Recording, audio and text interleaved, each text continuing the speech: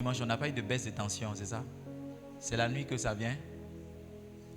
Hein? C'est la nuit que c'est venu. Job chapitre 33. Je vais donner un verset puis on va prier. Qui veut prier avec moi? Job chapitre 33. Job chapitre 33. On va lire à partir du verset 17, je crois.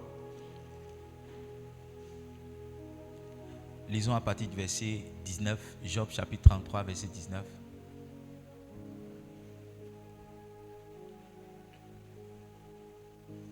Qui d'autre que toi pourrait m'aimer comme tu l'as fait?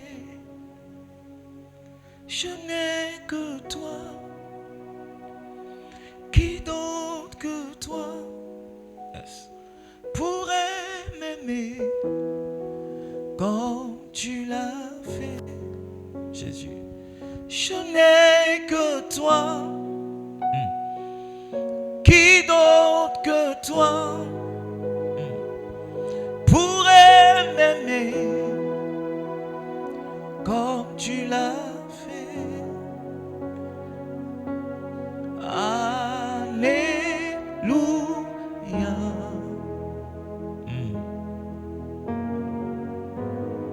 Alléluia. Par la douleur aussi, l'homme est repris sur sa couche. C'est-à-dire, par moment, pour que Dieu te parle, il te fait souffrir. Je ne sais pas si la souffrance dans laquelle tu es là, c'est un message du Seigneur. Mais en tout cas, Dieu utilise aussi la souffrance pour nous parler. Il dit, quand une lutte continue vient agiter ses eaux. Verset 20. Alors il prend en dégoût le pain, même les aliments les plus exquis, les aliments les plus doux. Quand ton plat préféré commence à te dégoûter, c'est en ce moment-là. Sa chair se consume et disparaît. Ses os qu'on ne voyait pas sont mis à nu. Next. Son âme s'approche de la force et sa vie des messagers de la mort. Next again. Mais il se trouve, suivez cette partie-là, il se trouve pour lui un ange intercesseur, un d'entre les 1000 qui annonce à l'homme la voie qu'il doit suivre. Yes. Donc parmi le ministère, parmi les nombreuses activités que les anges font, la Bible dit, il y en a un qui annonce à l'homme ce qu'il doit faire. Verset 24, c'est pas ça mon message. Dieu a compassion de lui et dit à l'ange, délivre-le afin qu'il ne descende pas dans la force. J'ai trouvé une rançon. J'ai trouvé quoi? J'avais dit, j'ai trouvé quelqu'un d'autre qui va mourir à sa place. J'ai trouvé quelqu'un d'autre que je vais... La parole de Dieu, c'est qu'elle est où? J'ai trouvé quelqu'un d'autre comme rançon. Verset 25. Verset 25. Et sa chair, maintenant voici le rétablissement. Quand l'ange a parlé, la Bible dit, et sa chair a plus de fraîcheur qu'au premier âge. Ça veut dire que la fraîcheur de sa chair là, c'est plus que quand il était bébé, quand il est né, depuis le commencement. Est-ce que vous suivez ce verset là? La chair a plus de fraîcheur qu'au premier âge. Yes. Une femme ici, tu peux être plus fraîche qu'à tes 15 ans. Yeah. Yeah. Lis la dernière partie, il dit quoi? Il revient au jour de sa jeunesse. Yes. Il revient au jour de sa jeunesse. Moi, je pense que je suis revenu au jour de ma jeunesse. Oui, je pense que je suis frais comme quand j'avais 15 ans. Vous ne croyez pas? Mais c'est la vérité. Yes. Je suis frais comme quand j'avais 16 ans. Je suis devenu plus jeune. Avant, j'étais pressé de dire mon âge. Quand on me demande mon âge, je dis il y a 25 ans. Parce que j'étais plus grand que mon âge. Maintenant, je suis plus vieux que mon âge. Quand on me met les gens de mon âge, là, ils font vieux. Ils sont vieux comme ça. Moi, je suis frais. Vous ne croyez pas où? Mais c'est la vérité.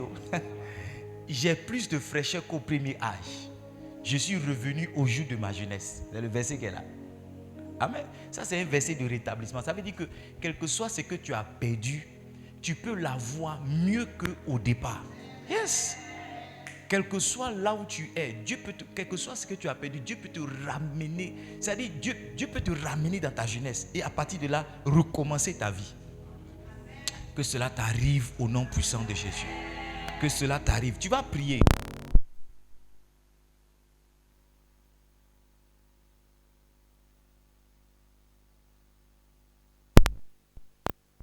C'est le verset à partir duquel on va prier. Verset 26. Il adresse à Dieu sa prière et Dieu lui est propice. lui laisse voir sa face avec joie et il lui rend son innocence. Quelqu'un qui a été jugé coupable, qui devait mourir, Dieu est capable de lui donner à nouveau son innocence. Donner son innocence, c'est quoi? Tout ce que tu as fait comme méfait, comme crime, on efface ça. Parce que tu peux avoir purgé ta peine et quand tu vas à la justice, tu fais ton casier judiciaire, il est mentionné dans ton casier judiciaire que tu as fait ceci, tu as fait cela. Te redonner ton innocence, c'est-à-dire qu'on efface ton casier judiciaire. Je ne sais pas si tu as déjà regardé un film américain où on a attrapé un malfrat et puis il fait un accord avec le FBI. Et dans cet accord, il dit non, je veux qu'on efface toutes mes fautes. Et quand il ressort de là, c'est comme quelqu'un qui n'a jamais été en prison. C'est comme quelqu'un qui n'a jamais été arrêté. C'est comme quelqu'un qui n'a jamais connu de contravention. Alléluia. Il dit, il lui rend son innocence. Yes. Maintenant, regarde, il dit, il adresse à Dieu sa prière et Dieu lui est propice. Ce soir, tu vas prier, Dieu te sera propice. Amen.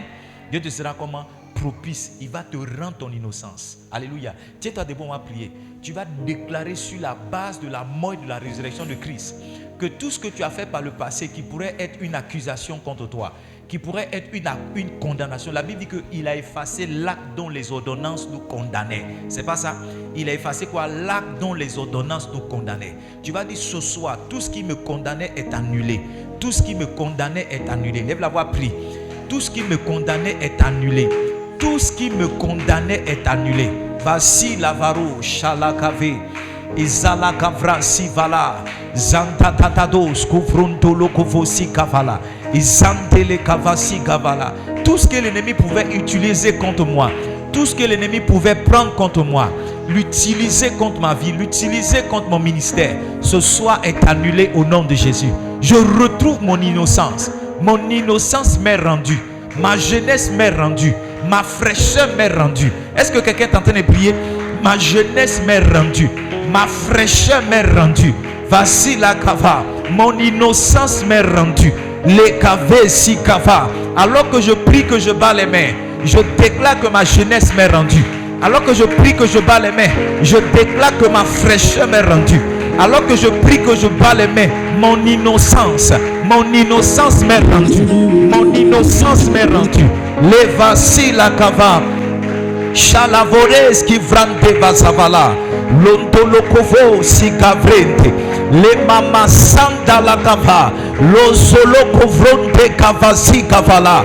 Lantala masunde tete. Luzi la kavrante le kava. Zokave zukavara. Zandala masunde le kava. Mon innocence m'est rendue. Ma jeunesse m'est rendue. Ma fraîcheur m'est rendue. Au nom puissant de Jésus-Christ de Nazareth. Il y a le dernier verset, le verset 27, il dit: je chante devant les hommes et je dis, j'ai péché, j'ai violé la justice et je n'ai pas été puni comme je le méritais. Ça veut dire que Dieu peut empêcher qu'il t'arrive ce que tu mérites. Yes. Dieu peut empêcher qu'il t'arrive ce que tu mérites. Ce que tu mérites là, c'est quelque chose de pas bien parce que tu es conscient que tu as commis des fautes quelque part. Mais Dieu est capable d'ôter ce que tu mérites et de te donner ce que tu ne mérites pas. Quelqu'un va élever la voix, il va dire: Seigneur, cette faveur et cette grâce, pour ne pas expérimenter le méfait que je mérite, pour ne pas expérimenter la punition que je mérite, que cette grâce et cette faveur tombent sur moi ce soir. Que cette grâce, que cette faveur tombe sur moi ce soir. Que ce que je mérite comme punition, papa, soit ôté au nom de Jésus. Que ce que je mérite comme châtiment soit ôté au nom de Jésus. Que ce que je mérite, papa, comme punition de mon péché, comme violation de ta justice, que cela me soit ôté au nom de Jésus. Que je ne sois point puni comme je mérite. Je prie que cette grâce tombe sur moi. Je prie que cette grâce tombe sur moi.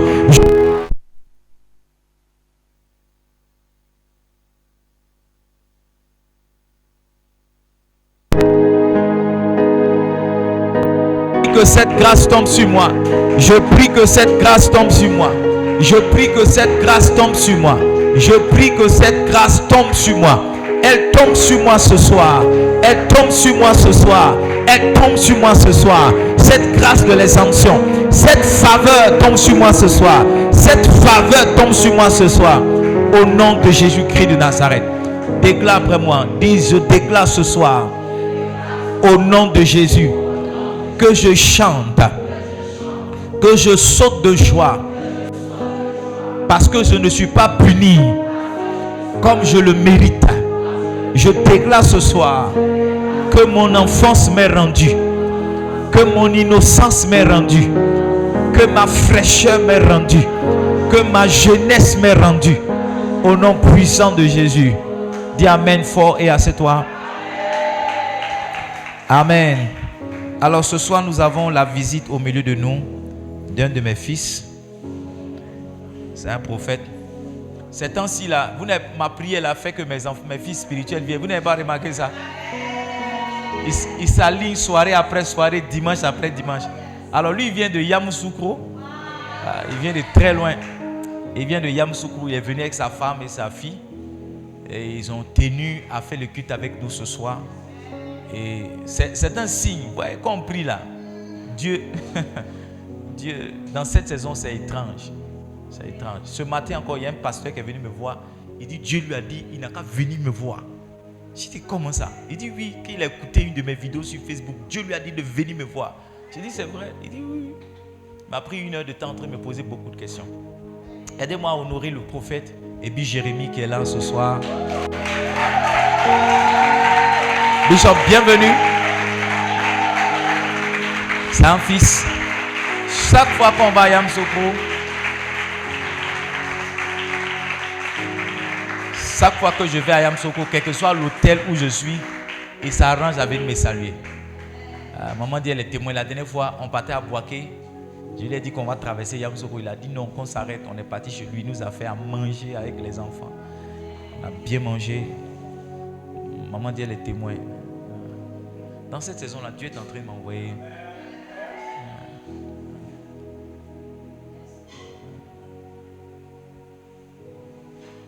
Dieu est fort, les gars. Dieu est fort. Hein? Dieu est trop puissant. Fils, bienvenue.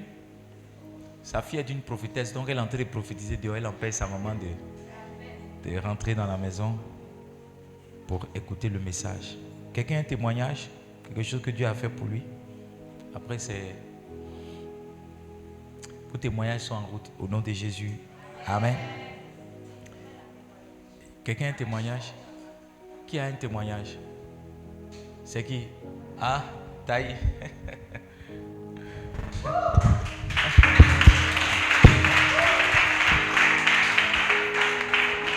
Taï, mets-toi à l'aise. Je n'ai que toi. Qui d'autre que toi pourrait m'aimer comme tu l'as fait? Alors, Pasteur Diane m'a rendu le témoignage de Taï, mais je pense que ça a fait du bien au peuple de Dieu. Il a un puissant témoignage. Vas-y, fils. Prends ton temps, mets-toi à l'aise. Pasteur Diane a écouté. Alléluia. Amen. Bon. Je ne sais pas par comment commencer. Je voudrais remercier d'abord Papa pour ses prières qu'il fait pour nous.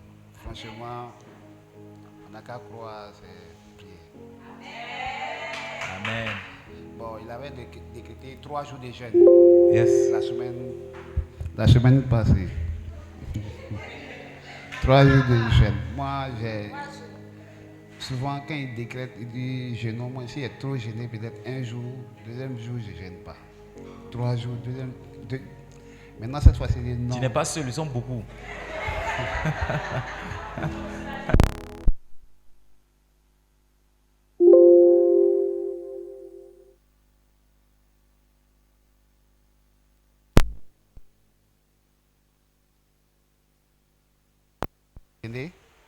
Le 3e jour maintenant, là, il était fatigué même. Le 2e jour, quand nous sommes venus ici, Adou me regardait, il se moquait de moi seulement. Il dit, ah, on sent sur ton visage. Je dis, non, ça va aller. 3e jour, j'arrive au travail à 16h30. Mon patron m'appelle. Il dit, Taï, j'ai dit, oui, patron. Il dit, viens, pardon, s'il te plaît. Il en avait 58 000 francs. 58 000 francs. Il dit, tiens, va me faire achat de tout ce qui est sur cette liste-là et tu m'apportes. J'ai dit, ah, quand j'ai regardé la liste, je vois sac de riz, bidon d'huile, spaghetti, tout ça là. tout ce qu'on a besoin, savon, tout pour 58 000. J'ai dit, mais lui là même là. L'homme, j'ai levé fatigué l'homme encore. Bon, je vais aller. Je suis allé, j'ai fait tous les achats. Je suis revenu. J'ai déposé, bon, je ne sais pas si certaines personnes connaissent où je suis. À la rentrée, j'ai déposé là. Je dépose là-bas, il m'avait lui dit dans son bureau qu'effectivement, j'ai déjà acheté tout. Voici le reçu qui est là. Il dit non, apporte-moi ça au bureau. Il dit, mais ce gars là, il fait quoi? Il était maintenant 17h30 par là. Il était... Comment soulever ça pour amener dans son bureau? Il a amené, il a soulevé un à un, il a amené dans son bureau. Maintenant même, il a fait mon téléphone, mais pour ne même pas qu'il m'appelle, pour me dire non, j'ai fait tel truc. Il était fâché, mais il était assis. Il dit bon, il ne faut pas te fâcher. 18h, j'ai bu de l'eau un peu, j'ai prié, tout ça. Il sort vers les 18h30, il m'appelle, il vient, il dit non, tout ce que tu as acheté, là, prends, va à la maison, c'est pour toi et ta famille.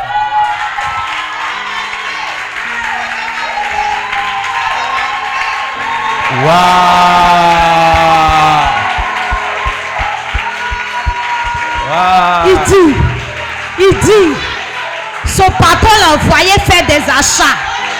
Vous comprenez? Il a compris. Il a même murmuré. Il allait faire les achats.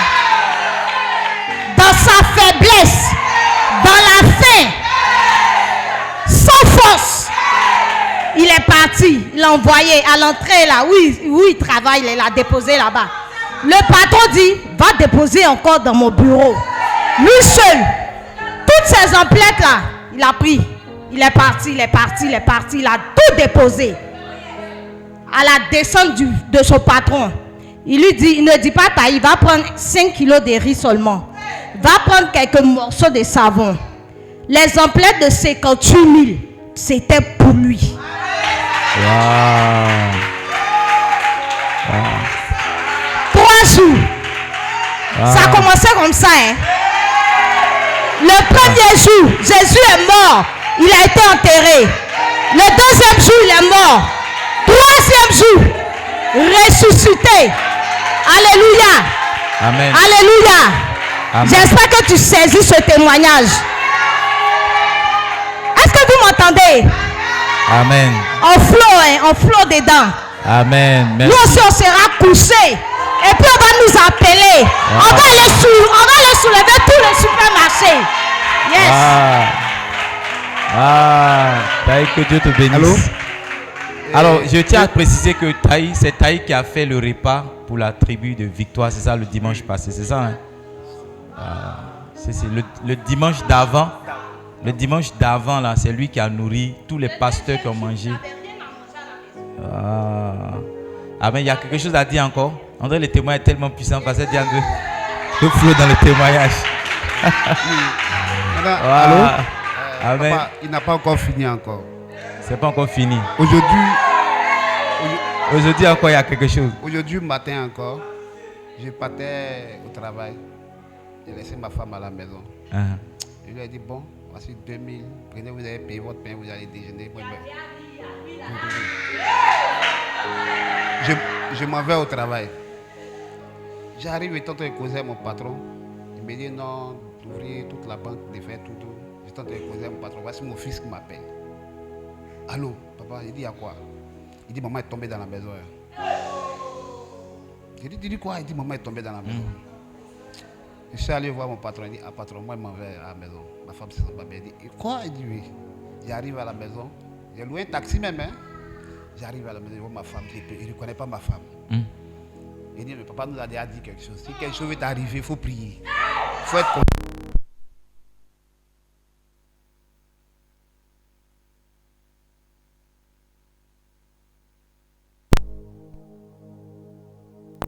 J'allais tourner à ma femme, ça allait me fatiguer. Il dit, bon, il préfère une clinique. Wow. Directement, le taxi nous a conduit à la clinique. Quand nous sommes arrivés à la clinique, il était là. On m'a dit non, les examens, de faire examen de sang, ça fait une somme de 12 000 et quelques. Il dit, c'est ça seulement. Et il m'a dit oui. Il dit, pour continuer à aller faire les examens. Et ils l'ont mis sous perfusion. Quand ils l'ont mis sous perfusion, il sortait, j'étais en train de prier, il sortait, j'ai croisé Papa Soko. Il dit, ah, papa, il dit, mais tu fais quoi ici, matin? Je suis allé faire retrait à Orange Money. Il dit, tu fais quoi ici? Il dit, ah, madame, souffrant les sous-perfusions ici. Il dit, tu dis quoi? Il dit, bon, allons. Nous sommes arrivés, il dit, bon, taille, tout ça, c'est l'on a qu'à prier. Le prophète. Le prophète. Comment? Et on a prié, La prière marche. On a prié. Au plus tard, 14h, 15h par là, elle me dit non, elle ne peut pas rester ici, allons à la maison. Nous sommes arrivés à la maison. Tout à l'heure, elle me dit non, il faut te laver, hein, on doit aller à l'église.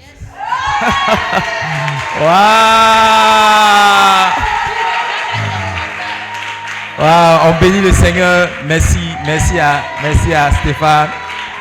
Merci à Stéphane. Wow, quel témoignage. Oui. Le diable a branlé les fois, mais c'est un menteur. Yes, c'est trop tard. On a surpris le diable. Yes, surpris le diable. Ma fille, après toi, tu as voyagé, tu as parti, tu as venu. Rien ne va se passer. Amen. Waouh, quel témoignage. Moi aussi, je veux qu'on me donne l'argent pour aller faire des achats, que je prenne tout. Ah, c'est un témoignage. Hein? Il n'a pas dit de prendre un sac de riz ou bien quelques savons. Il dit prends tout. Vous qui faites un jeûne sur 3 là, que Dieu vous aide. Amen. On bénit Dieu. Dieu il ne fait que commencer avec vous, Stéphane. Yes. Cette année, on va célébrer un mariage glorieux avec vous. Parce qu'ils n'ont pas encore fixé la date. Hein? Ouais, il faut les voir fixer la date. Le diable est un menteur. Amen. Que Dieu soit béni. Alors, dès demain, on commence IGOS. IGOS. Delphine m'a dit sur 60 ou 100 personnes qu'on a dit qu'il irait à IGOS, il y a seulement 25 personnes qui ont payé. Donc, ceux qui ont l'habitude de partir sans payer, là, pardonnez, cette année, ne mettez pas crédit sur nous. Amen. Amen. Donc, vous voyez, pasteur Donatien, ce soir, inscrivez vos noms, donnez-lui les 5 000.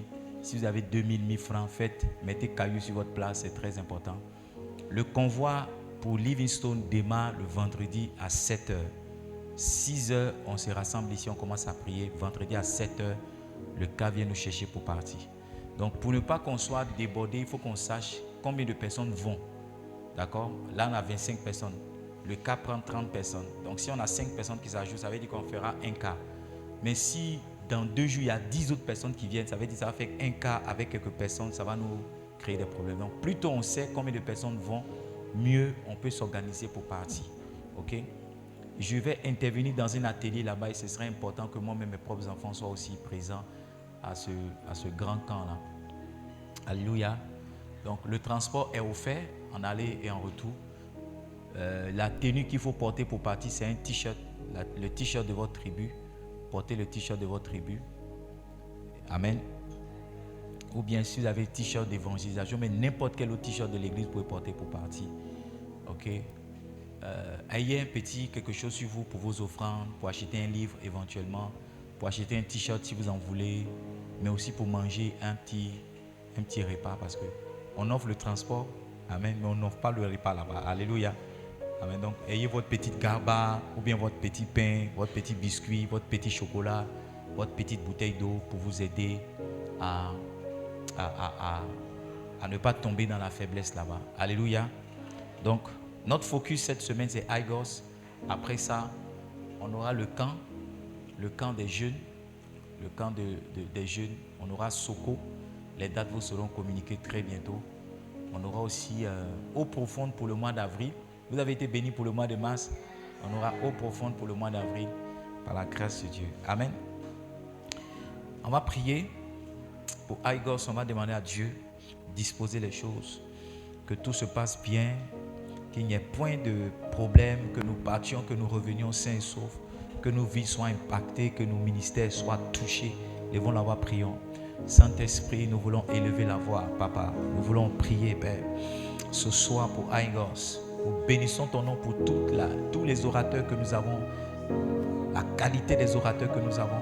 Nous te prions afin que tu gardes Livingstone à son aller, à son retour, mais aussi que tu gardes toutes les autres églises qui viennent. Que nous ne notions pas cette année d'accidents, d'incidents majeurs, mais que tout se passe dans la paix, que l'onction soit relâchée, que les ministères de Dieu, les ministres de Dieu soient impactés, que les églises soient impactées, que nous revenions de Igos avec un feu nouveau, embrasé pour te servir comme chaque année.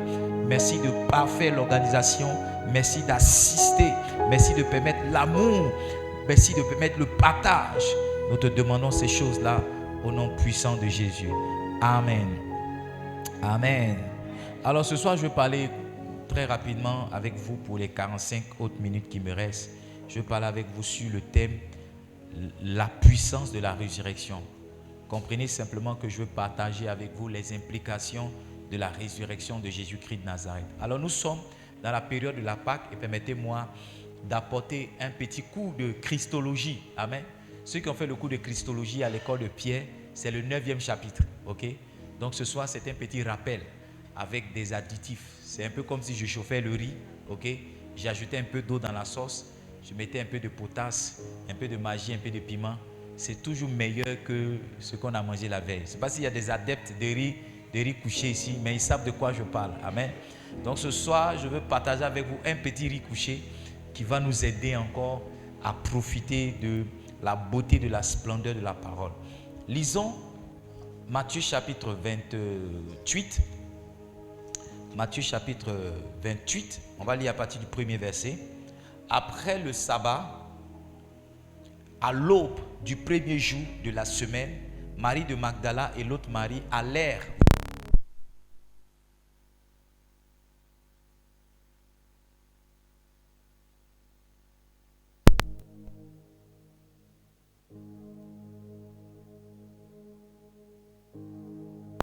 Pierre et s'assit dessus. Son aspect était comme l'éclair et son vêtement blanc comme la neige. Les gardes tremblaient de peur et devinrent comme morts. Mais l'ange prit la parole et dit aux femmes, pour vous ne craignez pas. Yes. Car je sais que vous cherchez Jésus qui a été crucifié. Il n'est point ici, il est ressuscité. Comme il avait dit, venez et voyez le lieu où il était couché.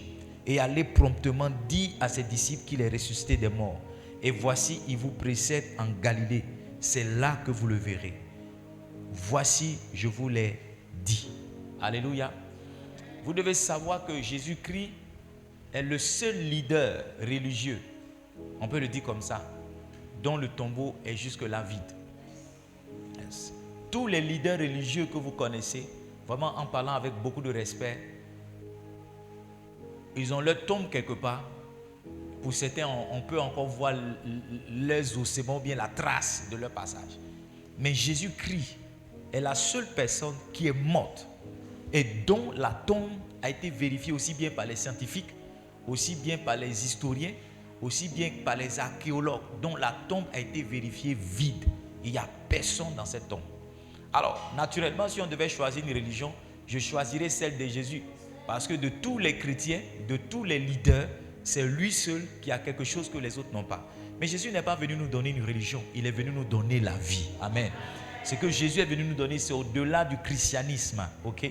Jésus est venu nous donner la vie éternelle. Quelqu'un qui n'a pas vaincu la mort ne peut pas vous donner la vie.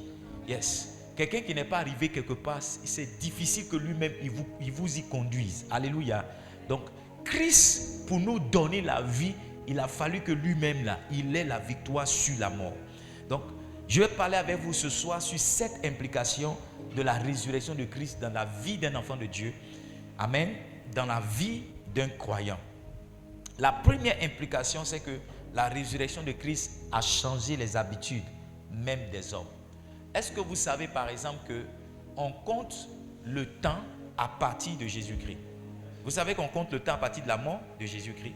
D'accord. Les années avant Jésus-Christ, on dira 1500 avant Jésus-Christ. Par exemple, on dit que l'écriture a été découverte, tout ça, pour ceux qui ont fait le cours de CE2, en Égypte, dans la vallée du Nil, en quelle année?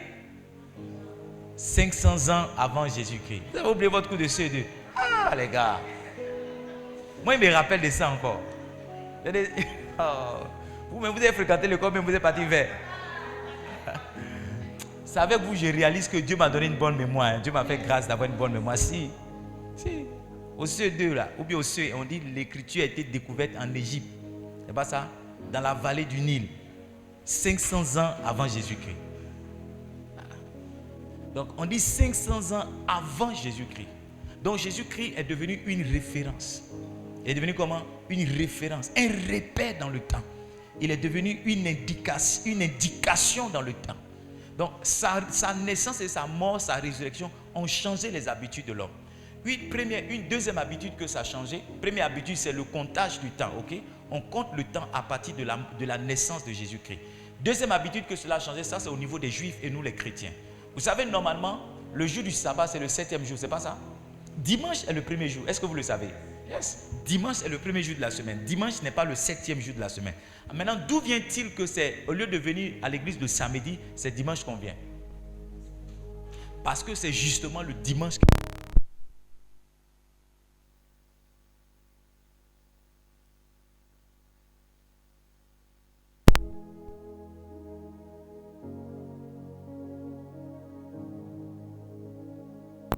Ressuscité. C'est le dimanche qu'il a été ressuscité. Donc, sa résurrection le dimanche a fait que pour commémorer cette résurrection-là, le sabbat a quitté le samedi, il est venu dimanche.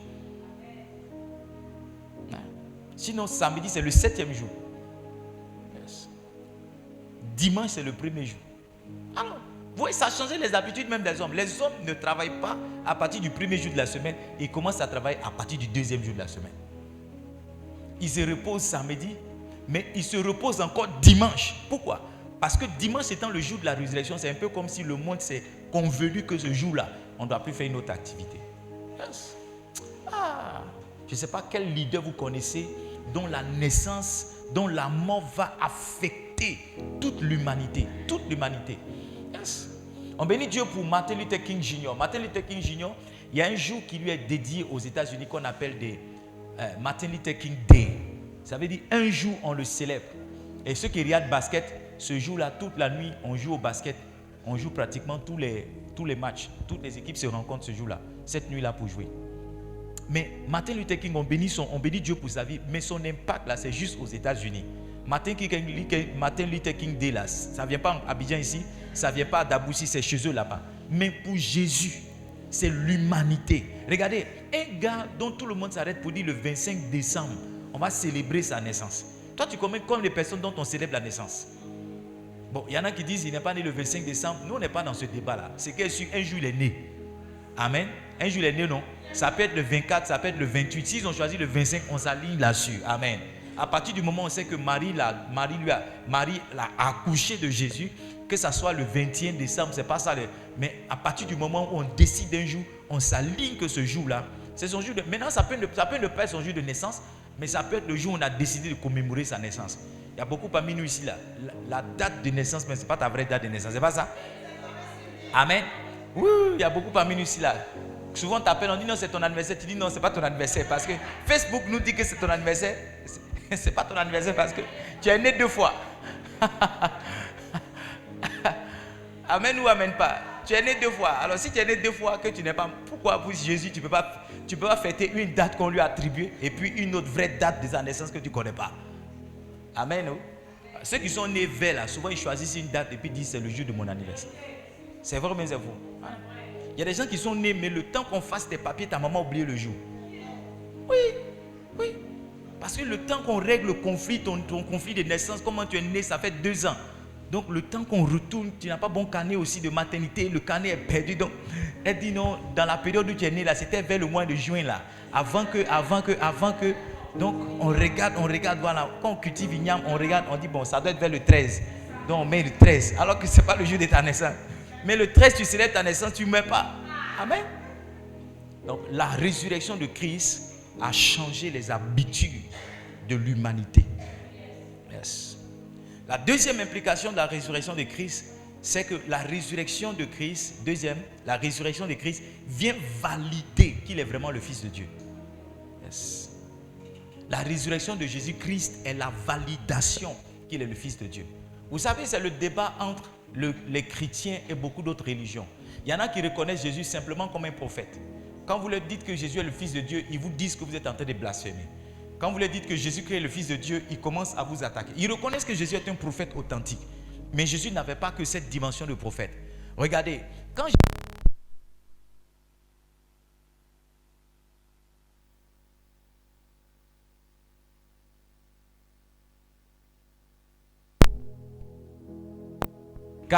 quand Jésus parle avec la Samaritaine, vous allez voir que dans leur discours, la Samaritaine va lui reconnaître 3 niveaux, 3 dimensions ou 3 révélations de lui. La première fois, elle va dire, pourquoi toi qui es juif, tu me demandes l'eau à boire, alors que nous les Samaritains, nous ne sommes pas censés avoir de relation avec vous.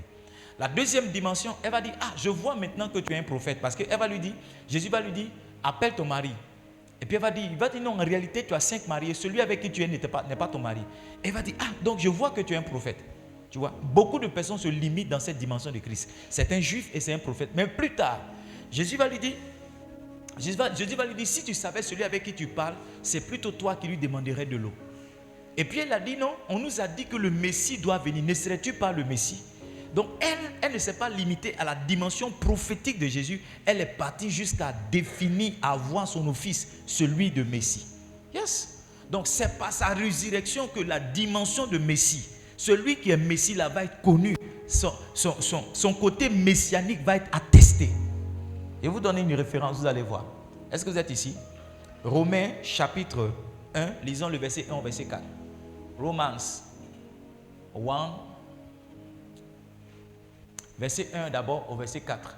Romains chapitre 1, verset 1 au verset 4. Paul, serviteur de Jésus-Christ, appelé à être apôtre, mis à part pour annoncer l'évangile de Dieu. Next verse, please.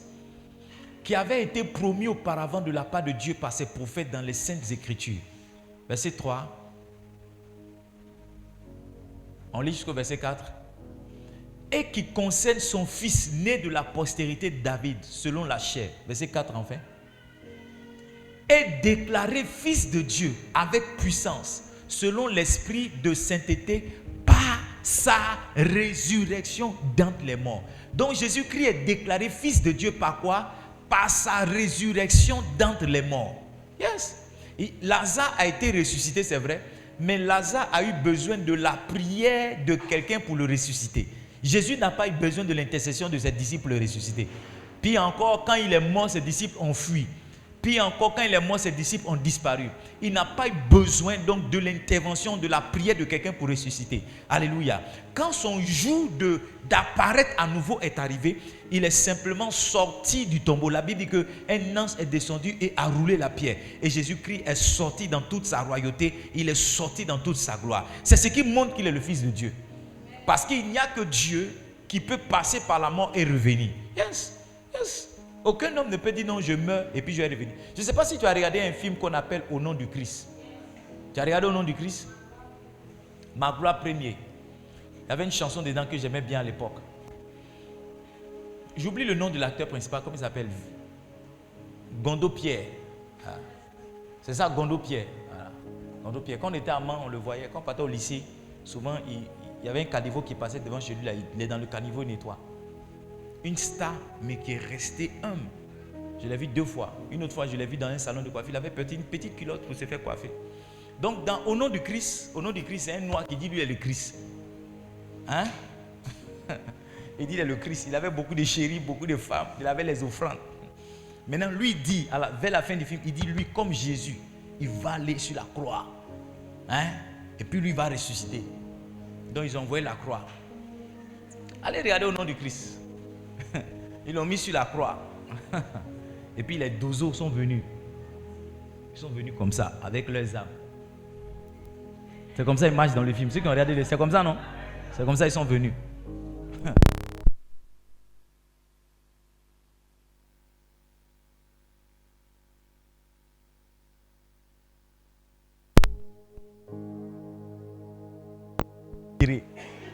Quand les dozos l'envoyaient, le gars est resté là sur la croix comme ça. Ses yeux étaient ouverts. Donc, ses adeptes, ses disciples, attendaient maintenant qu'il ressuscite. Ils sont restés là. Quand ils ont vu qu'il était bien mort là, chacun, la débandade, ils ont disparu. Et ils ont enterré ma gloire première. le Christ noir.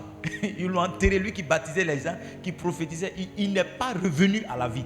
Pour vous dire qu'il n'y a que Jésus seul qui est parti sur la croix, qui a été crucifié et qui plus tard est passé par la mort, est revenu à la vie. Et c'est cela qu'il établit comme fils de Dieu. Quand Jésus dit qu'il est le fils de Dieu, c'était sa capacité à revenir des morts. Yes. Qui vous connaissez qui est revenu des morts? Qui connaissez qui est revenu des morts? Qui vous connaissez qui est revenu des morts? Qui n'a pas eu besoin de la prière? Qui n'a pas eu besoin de l'intervention de quelqu'un? Jésus seul. Donc quand vous dites que vous êtes chrétien, quand vous dites que vous marchez avec Jésus, sachez ces vérités-là et laissez-les. Vous ne marchez pas avec un imposteur. Pourquoi je vous dis ça? Parce que vous savez, en juif, mais en Israël, il y a beaucoup de juifs qui ne croient pas en Jésus. Je vais vous dire pourquoi.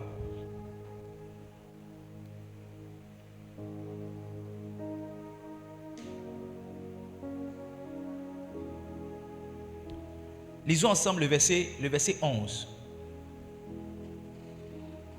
Verset 11, on va lire du verset 11 jusqu'au verset 15. Suivez très bien. Matthieu chapitre 28, verset 11 au verset 15. Suivez très bien. On ne sera pas long ce soir. Hein? Matthieu 28, verset 11. Pendant qu'elles étaient en chemin, quelques hommes de la garde entraient dans la ville et annonçaient aux principaux sacrificateurs tout ce qui était arrivé. Maintenant, suivez ce qu'ils vont dire. Ceux-ci, après s'être assemblés avec les anciens et avoir tenu conseil, donnaient aux soldats une forte somme d'argent, en disant, dites, ces disciples sont venus de nuit dérober pendant que nous dormions. Et si le gouverneur la prend, nous la pèserons et nous vous tirerons de peine. Les soldats prirent l'argent et suivirent les instructions qui leur furent données. Et ce bruit s'est répandu parmi les Juifs jusqu'à ce jour. Donc le récit que certains Juifs ont de Jésus, c'est qu'il n'est pas ressuscité, mais les gens sont venus voler son corps. Il y a des gens qui ont été payés pour cela. Vous savez, en matière de guerre, il y a ce qu'on appelle la communication. Vous savez, quand la Côte d'Ivoire avait 2 présidents là, ce n'était pas toutes les informations qui passaient à la télé dans les 2 camps qui étaient des informations vérifiées. Il y a certaines personnes quelquefois qui sont payées pour jouer le rôle d'agressé ou bien de mort. Et puis après la personne disparaît. Vous n'avez pas vu des films comme ça? Même la dernière fois on a vu ça dans la guerre quelque part. On a vu quelqu'un qui a fait semblant de mourir. On l'a filmé, il était sur un brancard, on l'a filmé. Quand ils ont fini de filmer, on dit lève-toi. Et il s'est levé. Il y a quelqu'un d'autre qui le filmait. Donc celui qui a filmé avec la caméra professionnelle a fait croire aux gens que celui-là il est mort, on a tiré sur lui, alors que c'était une mise en scène. Donc pour beaucoup de personnes, la résurrection de Christ c'est une mise en scène. Des gens ont été payés pour cette mise en scène. Mais regardez, quoique le nom de Jésus soit interdit sur pratiquement toutes les chaînes de télévision, comment ça se fait que son nom a encore de l'impact? Comment ça se fait? Empêcher de parler de Jésus, ce n'est pas maintenant que ça a commencé. Ça a commencé depuis au temps de Pierre et son ami Jean. La Bible dit que le Sanhédrin les a rassemblés. Ils leur ont dit, on vous menace, on vous défend de mentionner ce nom-là encore en Israël. Mais quoi que ce nom-là ait été défendu d'être mentionné, jusqu'à 2000 ans après, ce nom a encore de l'impact. Je crois qu'on doit s'interroger. Je crois qu'on doit se poser des questions. Ce nom-là ne bénéficie pas de promotion particulière. Ce nom-là ne bénéficie pas de publicité particulière. Mais ce nom-là continue de sauver des gens. Ce nom-là continue de guérir des gens. Ce nom-là continue de...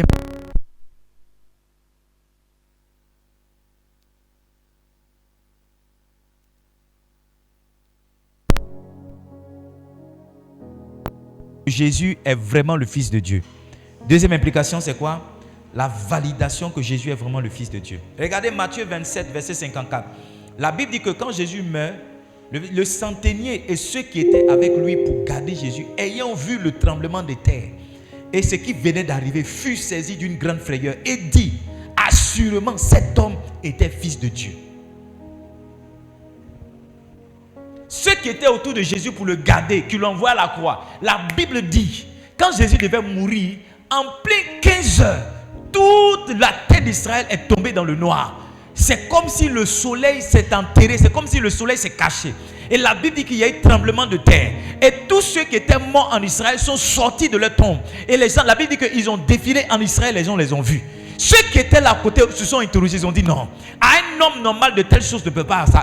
Non, même à un roi, de telles choses ne peut pas arriver. Il faut que quelqu'un soit dans une dimension extraordinaire. Pourquoi sa mort, il y ait autant d'événements? Pourquoi sa mort, il y ait autant de coïncidences? Et la Bible dit que le centenier a dit, assurément cet homme était le Fils de Dieu. Était le Fils de Dieu. Jésus-Christ est le Fils de Dieu. Jésus-Christ est le Fils de Dieu. Ne laissez pas certaines personnes vous tromper. Aujourd'hui, nous avons des faux prophètes et des faux Jésus qui se sont intronisés, qui se sont accaparés le titre de Fils de Dieu. Ce sont des menteurs. La Bible même va plus loin. En Actes chapitre 4, lisons notre Bible. Est-ce que vous aimez la parole du Seigneur? Actes chapitre 4, je crois que c'est Actes chapitre 5. Gamaliel va donner un puissant conseil à tout le Sanhédrin. Actes chapitre 5. On va lire à partir du verset 34. Actes chapitre 5 à partir du verset 34. Mais un pharisien nommé Gamaliel, docteur de la loi estimé de tout le peuple, se leva dans le Sanhédrin et ordonna de faire sortir un instant les apôtres. Puis il leur dit, écoutez très bien, hommes israélites, prenez garde à ce que vous allez faire à l'égard de ces gens. Verset 36, il dit, il n'y a pas longtemps que parut Teudas, qui se donnait pour quelque chose, auquel se ralliaient environ 400 hommes. Il fut tué et tous ceux qui l'avaient suivi furent mis en déroute et réduits à rien. Ce Teudas-là, quand il est mort, il n'est pas revenu à la vie. Les gens qui ont dit qu'il était Christ, les gens qui ont dit qu'il était Jésus, se sont dispersés. Après Teudas, la Bible parle, dans la suite du verset 37, la Bible parle d'un homme qu'on appelait Judas. Vous savez, les Jésus baoulé là, c'est pas maintenant ça a commencé. Hein. Ça a commencé au temps de Jésus. Yes. Les Jésus baoulé là, c'est nouveau. Dans chaque pays, il y a quelqu'un qui se dit qu'il est Jésus. Yeah. Dans chaque pays, il y a quelqu'un qui se dit qu'il est Jésus. Mais le véritable, c'est lui qui est passé par la mort et qui est sorti. C'est lui qui est passé par la mort et qui a été ressuscité. Yes. Yes. Yes. Après lui parut Judas le Galiléen, à l'époque du recensement. Il attira du monde à son parti, il périt aussi. Et tous ceux qui l'avaient suivi furent dispersés. Je pense que c'est à la mort de quelqu'un qui prétend être Christ qu'on vérifie qu'il est Christ ou pas. Yes. C'est pourquoi Gamaliel va dire non, ne courez pas le risque de combattre contre Dieu. De combattre contre Dieu. Parce que si cette œuvre est de Dieu, vous ne pourrez pas l'arrêter. Mais si cette œuvre est humaine, elle va s'arrêter. Tous ceux qui sont venus avec une œuvre humaine, disant qu'ils sont Christ, disant qu'eux ils sont Jésus, quand ils sont morts, leur œuvre s'est arrêtée. Il y a quelques-uns encore quelque part qui tiennent encore un petit flambeau, mais ils vont disparaître. Yes, ils vont disparaître. La mort et la résurrection de Christ attestent qu'il est vraiment le Fils de Dieu. Et c'est ça le fondement de notre foi chrétienne. Dieu qui s'est fait chair, Dieu le Père qui est devenu le Fils en chair. Ce mystère-là, c'est ça qui fonde notre foi chrétienne. Et si on n'a pas la révélation, on ne peut pas comprendre. Parce que c'est inexplicable.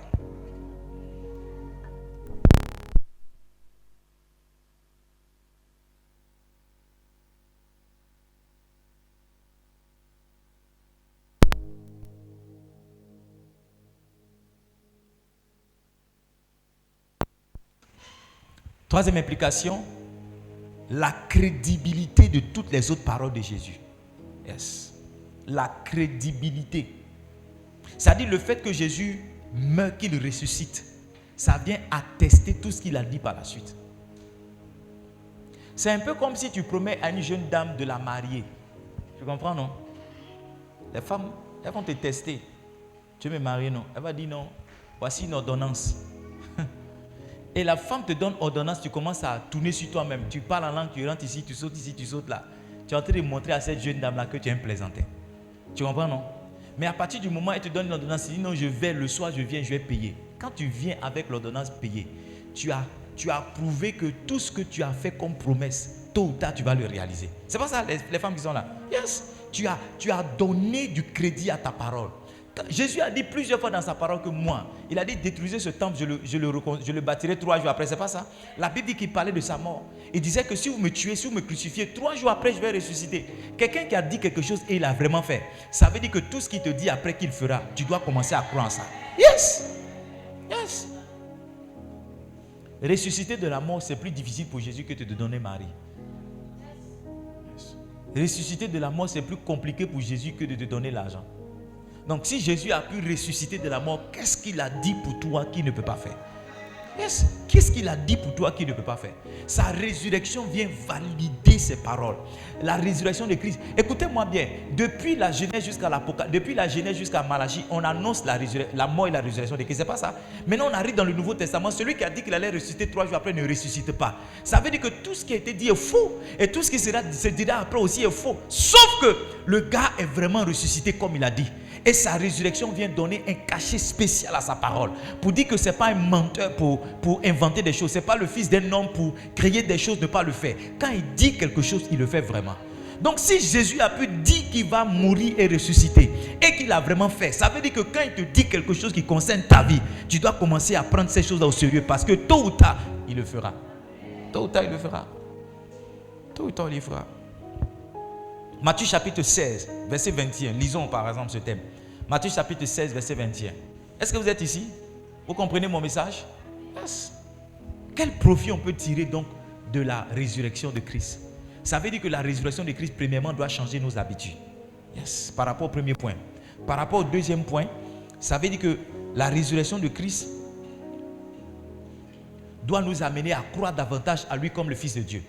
Troisième point, ça veut dire que la résurrection de Christ doit nous donner la foi en ses paroles. La foi en quoi? En ses paroles. Il dit, dès lors, Jésus commença à faire connaître à ses disciples qu'il fallait qu'il allât à Jérusalem, qu'il souffrit beaucoup de la part des anciens, des principaux sacrificateurs et des scribes, qu'il fut mis à mort. Et quoi? Et qu'il ressuscita le troisième jour. Yes. Je n'ai que toi. Qui d'autre que toi? Donc ici, Jésus a commencé à enseigner à ses disciples que, les gars, je vais mourir, hein, mais le troisième jour, je vais ressusciter. Et il a vraiment fait. Ce qui est étrange, c'est que les disciples eux-mêmes n'ont pas cru. Quand ils ont dit que Jésus est ressuscité, ils ne croyaient pas. Thomas dit non. Pierre même, la manière dont il a couru pour aller voir dans la tombe, c'est parce qu'il ne croyait pas. C'est parce qu'il ne croyait pas. Maintenant, quand cela a été attesté, ils ont dit non, on ne recule plus jamais. Cette histoire-là, c'est vrai. On n'est pas tombé dans un mauvais film. On n'a pas marché avec un imposteur. On a marché avec le Christ sans en avoir la révélation. Le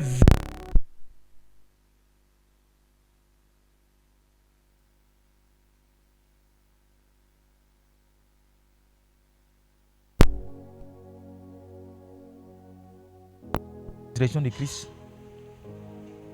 Quatrième implication de la résurrection de Christ. La résurrection de Christ est devenue le thème central de l'évangile. Yes. Quand on parle de l'évangile, il y a 5 choses principalement. Sa naissance. Donc si vous voulez, sa naissance, sa vie en tant que sa mort, sa résurrection, son ascension et son retour prochain. On ne peut pas prêcher Christ sans parler de sa résurrection. On ne peut pas annoncer l'évangile sans parler de la résurrection de Christ. La résurrection de Jésus, c'est le thème central. C'est pourquoi l'une des plus grandes fêtes chrétiennes, c'est la fête de la Pâque. Yes. Beaucoup de personnes ne sont pas d'accord sur la Noël, mais tous les chrétiens sont unanimes sur la Pâque. Parce que la résurrection de Christ est le thème central de l'évangile. C'est le thème principal. Quand on parle de Jésus partout, on parle de quelqu'un qui est mort et qui est ressuscité. C'est le thème central. C'est le thème central. Je ne sais pas si on t'a déjà raconté une histoire et puis il y a quelque chose dans cette histoire-là qui t'a marqué, qui est devenu la chose centrale de l'histoire. Quand on te parle de l'histoire, tu retiens, c'est-à-dire il y a beaucoup de choses qui sont, mais c'est cette partie-là que tu retiens. Aujourd'hui, là, quand on parle de Jésus, c'est de cette partie-là qu'on retient. C'est cette partie-là plutôt qu'on retient. C'est de cette partie-là qu'on parle constamment. La résurrection de Christ est devenue le thème central de l'évangile. On ne peut pas prêcher l'évangile sans mentionner le nom de Jésus. En 1 Corinthiens, le chapitre 15, lisons les 4 premiers versets. 1 Corinthiens chapitre 15, on va lire à partir du verset 1. Vous allez voir, l'apôtre va nous parler ici, l'apôtre Paul va nous parler ici de l'évangile.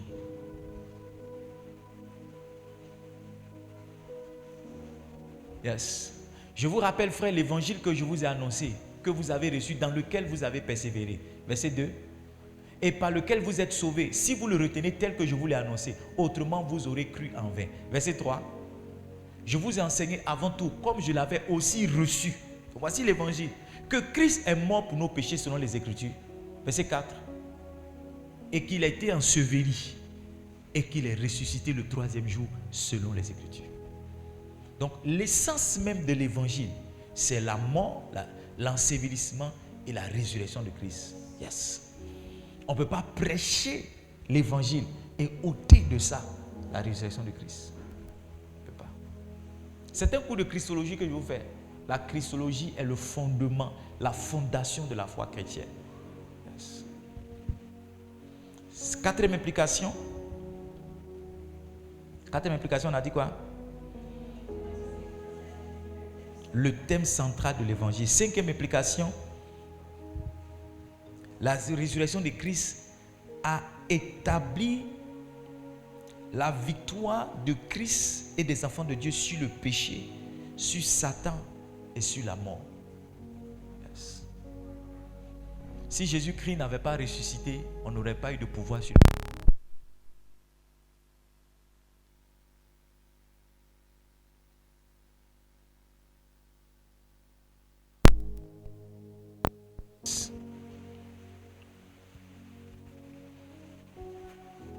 Je vais vous montrer peut-être une image. Montrer une image. Quand moi j'étais à l'école primaire, Dieu merci, j'ai eu un bon grand frère. Mon grand frère était un homme excellent. Et j'ai grandi dans l'ombre de mon grand frère.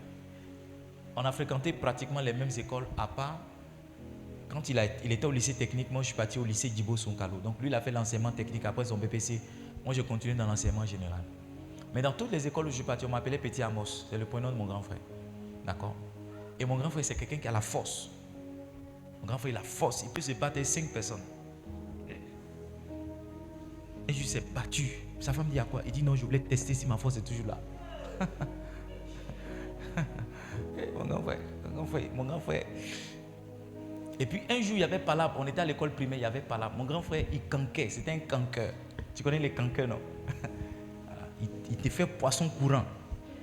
Te déchire avec l'âme comme ça. Il a des potions, il te met dans ton corps. Et puis il te donne un coup de tête. Quand il ne pleure pas, il dit c'est que c'est rentré. Donc mon grand frère, c'était un mystère dans le quartier. C'était un mystère. C'était un mystère. Tout le monde avait peur de lui. Et puis effectivement, il avait la force. Maintenant, est-ce que la force venait de ces cancres là? Je ne sais pas. Mais il avait vraiment la force. Et puis un jour, on était à l'école primaire, il y avait Palab. Et puis moi, je suis allé regarder Palab. Et puis il y a un gars qui a lancé son pied. Il dit quittez là, ouvrez. Quand il a fait comme ça, ouvrir, le fait de son leket là, ça m'a déchiré ici comme ça. Ça m'a tranché ici et puis j'ai commencé à saigner. Maintenant, lui s'en foutait jusqu'à ce que quelqu'un dise hey, c'est Petit Amos, hein? Ah. Quand ils ont dit c'est Petit Amos, il a pensé en même temps à la correction qu'il va avoir. Donc il est venu sauter sur moi. Il dit pardon. Tu vois, quelqu'un qui peut me frapper en temps normal. Mais à cause de ce que j'ai un grand frère qui le moins, comme on dit, c'est pas ça, qui peut le détruire. C'est un peu comme si lui et moi on doit se battre, il va se laisser frapper. Parce que dans tous les cas, s'il réussit à me frapper, il sait que la correction ne sera pas bonne pour lui. Je ne sais pas si vous comprenez. C'est exactement ce que Jésus a fait. C'est exactement ce que Jésus a fait avec Satan. Jésus a tellement laminé Satan, il a tellement laminé le péché que nous autres là, on ne peut faire que le malin devant Satan. La vérité, c'est que si on est devant Satan, on ne peut pas. Mais parce que Jésus l'a déjà vaincu, parce que nous portons la marque de Jésus, parce que nous portons le sang de Jésus, quand on arrive comme ça, Satan est obligé de se laisser faire. Satan est obligé, j'ai dit, ah les gars, ça c'est les enfants, c'est les petits de Jésus, il dit, faut pas. Il va aller essayer sur les autres. Est-ce que vous comprenez ce que je suis en train de dire? Donc la résurrection de Jésus-Christ a établi notre victoire sur Satan, sur le péché, sur la mort. Si tu es un enfant de Dieu, tu ne dois pas craindre la mort. Yes. Si tu es un enfant de Dieu, tu ne dois pas avoir peur de Satan. Ceux qui se jouent les spirituels, qui jeûnent souvent pour aller à... Non. Vous êtes en train de montrer que vous ne croyez pas en Jésus. Yes. Parce que souvent, ça donne l'impression d'être spirituel. Hein. Jeûner 7 jours. Je vais jeûner 7 jours parce qu'on a une délivrance ou bien je m'en vais au village. Voilà. Notre village, c'est les sorciers. Donc, je vais me préparer spirituellement. Si tu as besoin de te préparer spirituellement pour aller au village, ça veut dire que tu ne sais pas qui tu es. Maintenant, je ne suis pas en train de dire que le fait de jeûner aller au village, c'est mauvais. Tu comprends, non? Dieu peut t'instruire un jeûne. Mais si dans ton esprit, tu te prépares à jeûner pour être plus fort spirituellement, ça veut dire que tu ne sais pas qui tu es. Ça veut dire que tu ne sais pas qui tu es. Ça veut dire que... C'est comme tu dois jouer un match avec une équipe, ok? Et puis l'équipe dit on ne sera pas là. Par exemple, Côte d'Ivoire, Mali. Mali dit on ne peut pas venir. Et puis vous êtes parti vous entraîner quand même. Vous partez vous entraîner, c'est pourquoi? Les gens disent qu'ils ne seront pas là. Donc on vous demande simplement de venir sur le terrain, faire la passe, tirer un but dans le poteau et puis on vous déclare victorieux. Vous êtes parti vous entraîner pourquoi?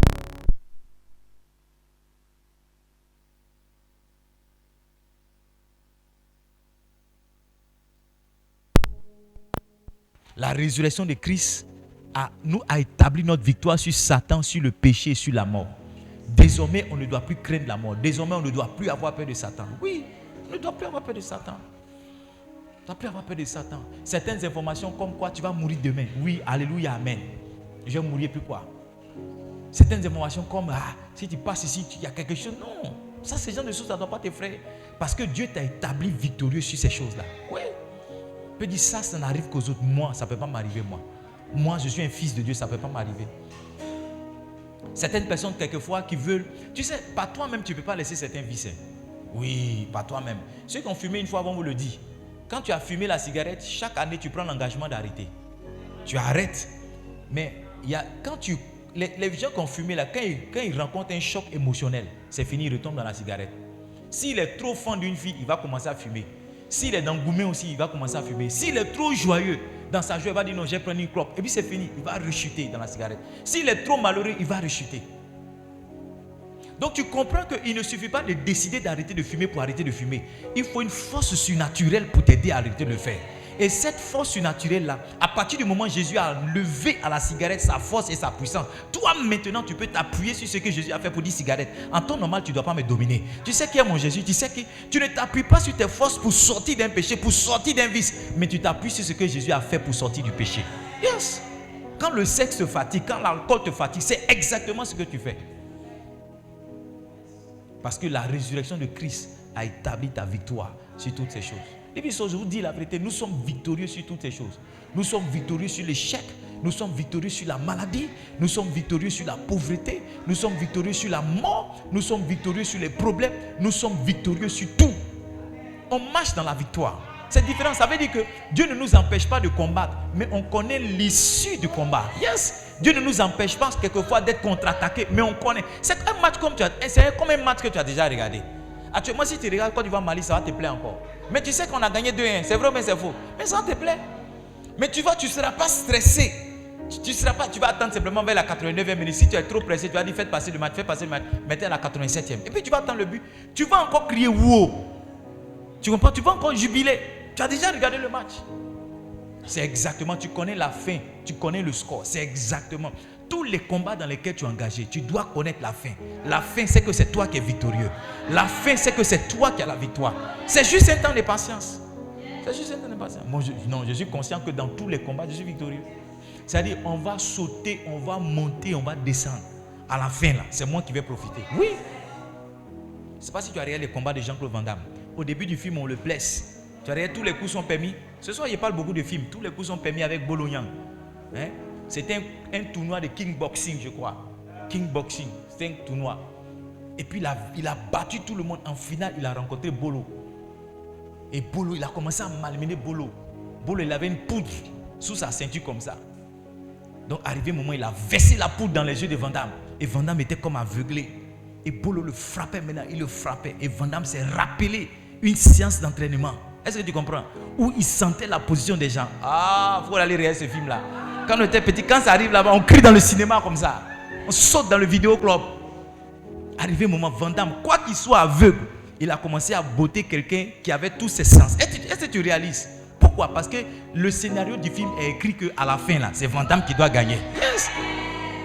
Donc, quel que soit ce qui va lui arriver dans le film, à la fin, tous les films où Van Damme rencontre Bolo,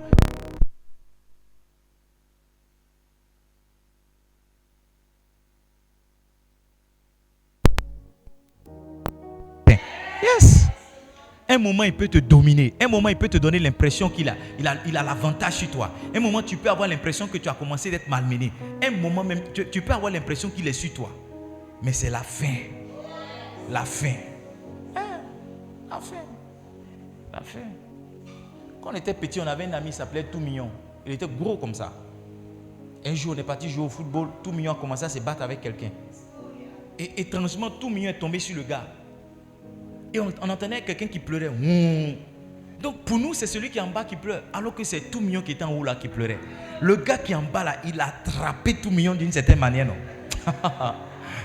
Quand il a saisi le gars là, quoi qu'il ait l'avantage, quoi qu'il soit sur lui, il a commencé à... Donc ça veut dire que ce n'est pas l'avantage qui détermine. Ah, je ne sais pas si tu as regardé.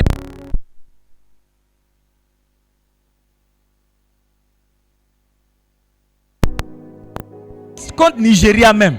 Contre Nigeria, ce n'est pas l'avantage qui définit la finalité, le score du match. On peut être mené 1-0, même jouer à 10, et puis on va gagner le match 2-1. Yes!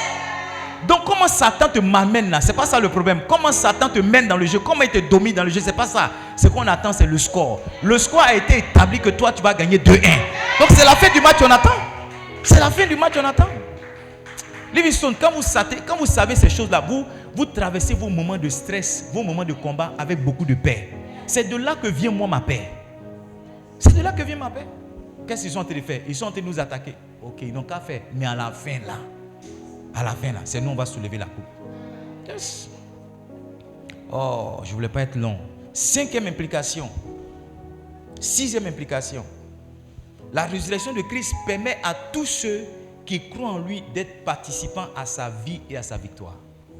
Yes. Tous ceux qui croient en Jésus, vous avez le droit de participer à sa vie et à sa victoire par sa résurrection.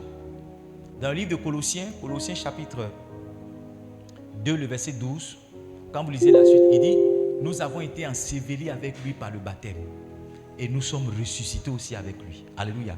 Quand quelqu'un est baptisé, il n'est pas seulement immergé dans l'eau, il meurt dans l'eau. Alléluia. Quand il sort des eaux du baptême, il sort une nouvelle personne. Il sort avec Christ en lui. Yes. Autant Christ est rentré dans le tombeau et qu'il est sorti, c'est une image de ce que le baptême représente. Donc sa résurrection nous a donné le droit de faire quoi? La permission de faire quoi? D'être participant à sa vie et à sa victoire. Yes. Moi je vous dis la vérité. Moi la vie a été facile pour moi. Vous savez pourquoi? Parce que j'ai un aîné qui a payé le prix. Yes. Mon grand frère, je suis reconnaissant à mon grand frère pour beaucoup de choses. Yes. Et je pense que c'est le combat de beaucoup d'aînés. Pour les petits frères c'est plus facile. Parce qu'ils ont des grands frères qui font des erreurs et puis ils copient.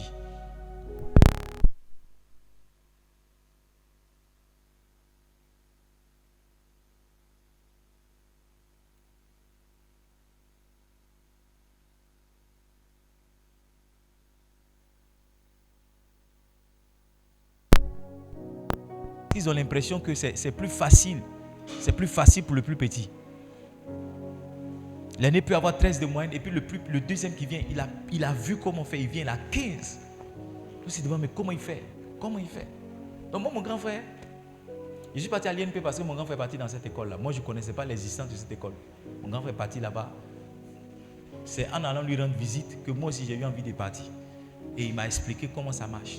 Quand je faisais mes entretiens, il m'a expliqué. Donc c'est quelqu'un qui a payé un prix pour moi. Donc voyez-vous, c'est comme Jésus. Jésus nous a précédés. Il a payé un prix. Et le fait qu'on croit en lui, le chemin qu'il a tracé là, on ne fait que passer dedans. Et on jouit de tout ce qu'il a reçu. On jouit de tout ce qu'il a reçu. On obtient tout ce qu'il a obtenu. Les résultats qu'il a obtenus. Les témoignages qu'il a obtenus. La gloire qu'il a obtenue. Les acclamations. On marche simplement dedans, dans le chemin qu'il a tracé. Jésus-Christ a tracé un chemin pour nous. Livingstone. Yes. A tracé un véritable chemin pour nous. C'est pourquoi celui qui vient à l'église et qui souffre sans cesse et sans fin, c'est un choix qu'il a fait. C'est un choix qu'il a fait. De vouloir créer un autre chemin que celui que Jésus-Christ a déjà créé. La vie chrétienne est simple. C'est de marcher dans les voies que le Seigneur a établies pour nous. Simplement. Tout ce que nous devons avoir nous attend à certains carrefours d'un chemin que Dieu a tracé. Si on emprunte ce chemin-là, au fur et à mesure qu'on évolue dans ce chemin, il y aura des contre-attaques, il y aura des résistances, c'est vrai. Mais à force d'y aller, vous allez voir, chaque fois on va moissonner. Ah, le temps de prendre ma voiture est arrivé. Le temps de prendre ma maison est arrivé. Oh, le temps de voyager est arrivé. Je suis arrivé au carrefour, je dois avoir des jumelles. Je suis arrivé au carrefour, je dois avoir ma 5e maison. Je suis arrivé au carrefour, je dois faire ceci. Je suis arrivé au carrefour, je suis arrivé au carrefour, je suis arrivé au carrefour, simplement. En marchant simplement, tu observes que ta vie change, ta vie évolue. Mais quand tu laisses pour Jésus, toi tu veux créer une autre loi. Tu fais un peu pour lui, tu fais un peu, tu dis non. On est chrétien, mais on a du coup. On est chrétien, mais on est un peu dida façon. Tu sais, nous les dida là, nous les dida, nous les dida, nous les dida, nous les dida. Frère, c'est parce que la parole de Dieu dit. Amen. La 7e implication, on finit avec ça. C'est l'espérance au-delà de la mort. L'espérance de la vie éternelle. Frère, la résurrection de Jésus-Christ, moi, pour moi, est le témoignage que si je meurs là, je ne vais pas aller, je ne sais pas moi, je ne sais pas. Mais il y a une vie qui m'attend après la mort. Yes, il y a une vie qui m'attend après la mort. C'est aussi ça ma deuxième assurance. Ma première assurance, c'est que ma vie sur cette terre sera une vie longue, mais une vie heureuse. Quelqu'un a dit, à quoi ça sert de vivre longtemps si c'est pour mal vivre? Yes. Donc ma vie sur cette terre sera longue et heureuse. Mais après quand je serai rassasié de jours, que j'aurai une vieillesse heureuse, je vais rentrer dans la félicité du Père. Je vais rentrer dans la gloire du Seigneur. Yes. Quand mon heure sera arrivée, des anges de Dieu vont venir me porter. Ils vont dire, bon et fidèle serviteur, général de Dieu, on a observé tous les exploits que tu faisais sur la terre. Tu sais que je fais partie des 1000 anges que Dieu a conduits. Tu sais que c'est moi qui t'ai donné telle instruction à telle période. Je dirai, ah c'est toi, merci infiniment. Où est-ce qu'on va? Et puis ils me diront, non, on va dans ta villa au ciel. On va dans la place qui t'a été réservée. Et en marchant, ils vont te dire, non, tiens la couronne de vie. Tiens, prends la couronne d'abord. En marchant, ils vont dire, non, tiens la couronne de gloire encore. Tiens, prends tes galons, prends tes galons. Parce que tu as enfanté beaucoup de généraux de Dieu. Parce que tu as bâti beaucoup d'hommes. Le mandat qu'on t'a donné, nous-mêmes on croyait que tu allais le réaliser. Et tu l'as fait. Tu n'es pas tombé. Ou quand tu es tombé, tu t'es relevé. Quand tu étais là, tu étais faible, tu as continué de croire. Vraiment vaillant. Et ils vont faire une haie comme ça. Façon vous faites une haie quand je reviens des voyages. Ils vont faire une haie des anges. Et ils vont m'acclamer. Ils vont me célébrer. En ce moment, j'aurai revêtu mon corps glorieux. Tous 6 mois sera en train de scintiller. Et je vais marcher.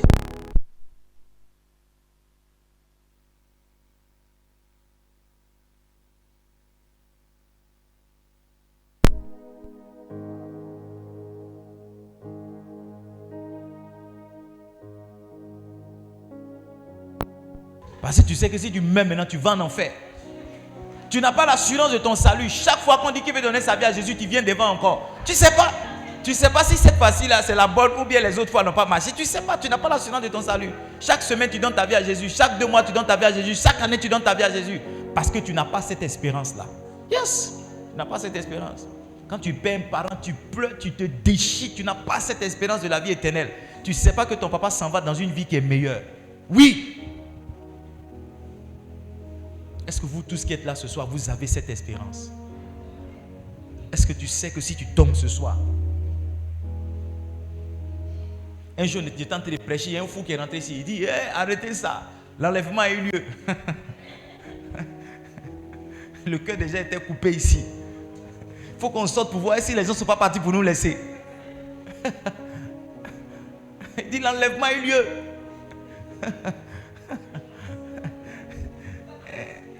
C'est un frère là, il chante, il faisait une dépression, il ne sait même plus où il est maintenant. Il est rentré ici, il dit arrêtez ça, l'enlèvement a eu lieu. L'enlèvement. Si Jésus vient maintenant que la trompette de gloire sort, est-ce que tu seras convoqué?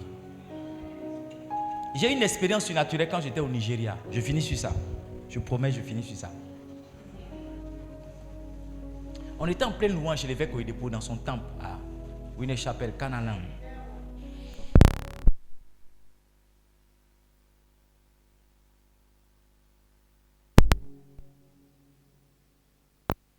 Paf! Et puis elle montait, elle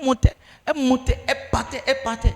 Et puis moi arrivé, moi j'ai dit comme ça, j'ai dit, ah, mais moi, et moi. Et puis j'ai eu une expérience, j'ai été enlevé.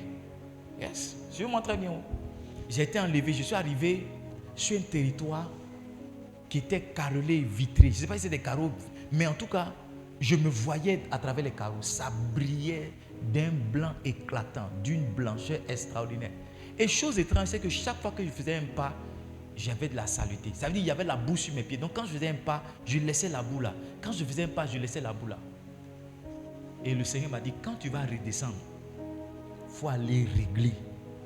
Tout ce qui fait la boue là, il faut aller régler. Il y a beaucoup de personnes. Si on doit t'enlever maintenant, tu vas t'acheter tout le ciel.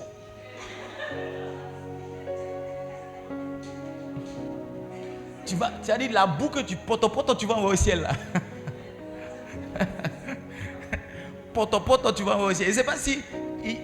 C'est comme à la maison, il pleut et puis ton enfant il va marcher dans la boue, il ne suit pas les pieds et puis tu viens de suivre le carreau là, il commence à marcher. Tu vois comment il laisse la boue là. C'est comme ça. Et selon sa taille, tu peux savoir c'est qui. Parce que les enfants, eux tous, ils vont nier. C'est pas moi. Mais quand tu vois la taille de sa chaussure, tu dis, hey, ça c'est Kéran ça. Ou bien ça c'est fort. Ou bien ça c'est Néhémie. Yes. Dieu m'a dit, quand tu vas redescendre, va enlever la boue.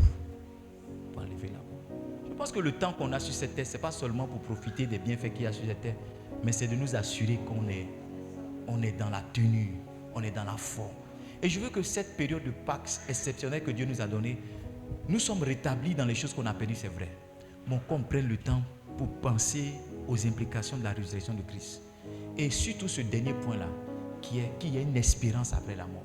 Il y a une vie après la mort. Ne vivez pas comme vous voulez. Ne dites pas, oh, j'ai donné ma vie à Jésus, c'est fini, je peux faire... Non, c'est faux. C'est faux. Ne vivez pas comme vous voulez. Il y a une espérance après la mort. On va s'éteindre, on va prier. J'ai dit après ça qu'on allait finir. Maintenant, j'ai changé. Quand j'ai dit je finis...